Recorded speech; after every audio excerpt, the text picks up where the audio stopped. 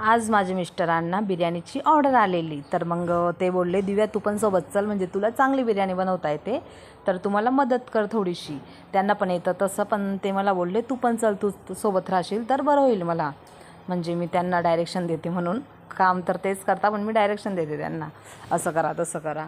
तर मग त्यांनी मस्त एकाकडे भात म्हणजे राईस बॉईल करून घेतला आणि मी तोपर्यंत चिकनचं कांदे वगैरे कापून, अर्धे कांदे त्यांनीच कापून दिले होते मला, आणि मी थोडेसे कांदे टॅमॅटो कापून वगैरे, अद्रक लसूणची पेस्ट, मग चिकन आधी मॅरिनेट केलं होतं मी दही लिंबू टाकून.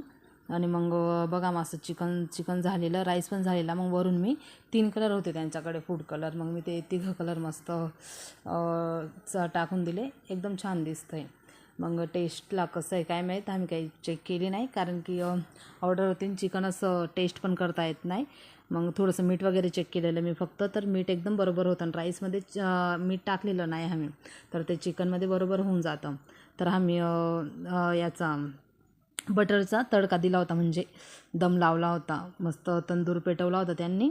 मग त्याच्यातच थोडंसं अंगार काढली, मग त्याच्यात मी बटर टाकलं आणि मस्त झाकून दम दिला, म्हणजे एकदम स्वाद त्याच्यात येतो दमचा.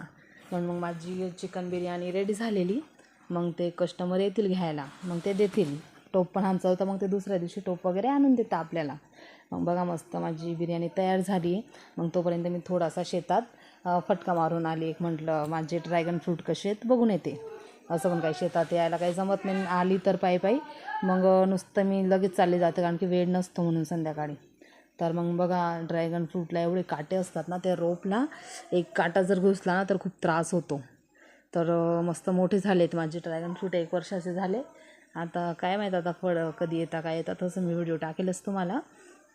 तर बघा शेतात मस्त सूर्य एकदम छान दिसत होता आणि वातावरण पण खूप चांगलं होतं तिथे, असं फिरण्यासारखं. घराकडे नाही वाटत आपल्याला तसं, मग शेतात एकदम मोकळं वातावरण असतं. आणि हा आहे आमचा टेम्पो, त्याचं नाव त्यांनी टेम्पो ठेवलेलं आहे. आणि याचं नाव आहे गुरु, कारण की हा गुरुवारी आलेला छोटासा पिल्लू होता, तर आमच्या शेतात किंवा हॉटेलमध्ये आलेला तो.